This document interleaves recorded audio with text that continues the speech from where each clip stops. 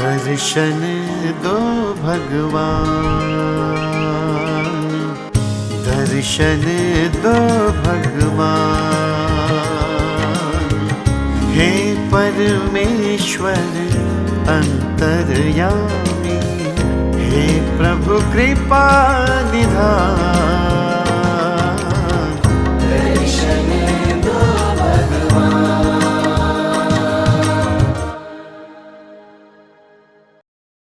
हमारी संस्कृति, हमारे संस्कार सदा रहें हमारे साथ। सब्सक्राइब करें तिलक।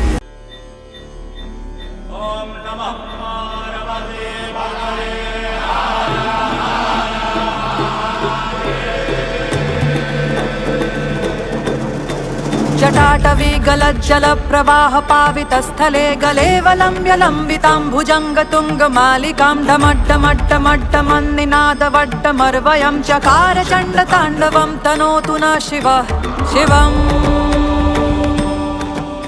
त्र्यंबकेश्वर ज्योतिर्लिंग महादेव के 12 ज्योतिर्लिंगों में से 8वां ज्योतिर्लिंग है, जो कि महाराष्ट्र के नासिक जिले के ब्रह्मगिरि पर्वत के समीप गोदावरी नदी के उद्गम पर स्थित है। महाराष्ट्र की पवित्र तीर्थ नगरी नासिक से 28 किलोमीटर दूर त्र्यंबकेश्वर ज्योतिर्लिंग विराजमान है, जो 12 ज्योतिर्लिंगों की श्रृंखला में 10वां पवित्र ज्योतिर्लिंग है। यह मनमोहक स्थल चारों ओर से सह्याद्री पर्वत श्रृंखला की अद्भुत पहाड़ियों के बीच स्थित है। प्राकृतिक सुरम्यता के लिए प्रसिद्ध त्र्यंबकेश्वर पवित्र नदी गोदावरी का उद्गम स्थल भी है। गोदावरी नदी का उद्गम नासिक, कुशावर्त घाट और ज्योतिर्लिंग यानी 3 स्थानों से होता है। शिव पुराण के अनुसार गौतम ऋषि की तपस्या और गोदावरी नदी के अवतरण से त्र्यंबकेश्वर ज्योतिर्लिंग की स्थापना हुई। यहाँ पर गौतम ऋषि की तपोभूमि इसलिए कहा गया है कि गौतम ऋषि ऐसे थे कि सुबह अगर समझो खेत के अंदर उन्होंने धान डाला तो वो शाम कर काटने के लिए आता था, इतना उनका तपोबल था। ये गौतम ऋषि की भी तपोभूमि है, इसलिए इसे गौतम ऋषि भी कहा, गौतम आश्रम भी कहा गया है पूरे त्र्यंबकेश्वर क्षेत्र के लिए।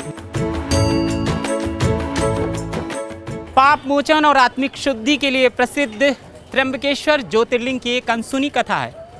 गौतम ऋषि पर गौ हत्या का झूठा आरोप लगाया गया, पर वो गो हत्या यानी वो भगवान गणेश जी ने गो का रूप धारण किया था।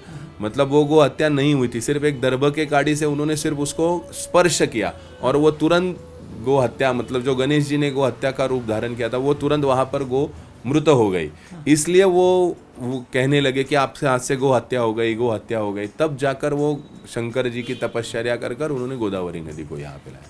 इस झूठे आरोप से प्रायश्चित पाने के लिए गौतम ऋषि ने माँ गंगा को धरती पर लाने के लिए भगवान शिव की तपस्या की। भगवान शिव प्रसन्न हुए और माँ गंगा को गोदावरी के रूप में अवतरित किया और स्वयं यहाँ त्र्यंबकेश्वर ज्योतिर्लिंग के रूप में विराजमान हो गए।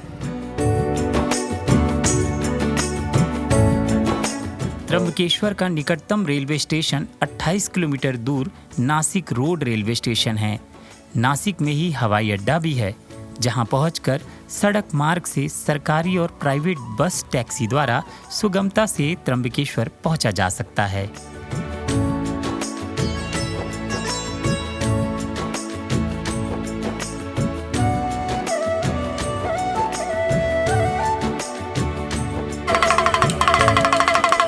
त्र्यंबकेश्वर ज्योतिर्लिंग यात्रा के साथ हमने महादेव की महिमा और इस पवित्र तीर्थ स्थल के महत्व को जाना। हमारी इस तीर्थ यात्रा में आप भी हमारे साथी हैं और वीडियो के माध्यम से आप जुड़े हुए हैं।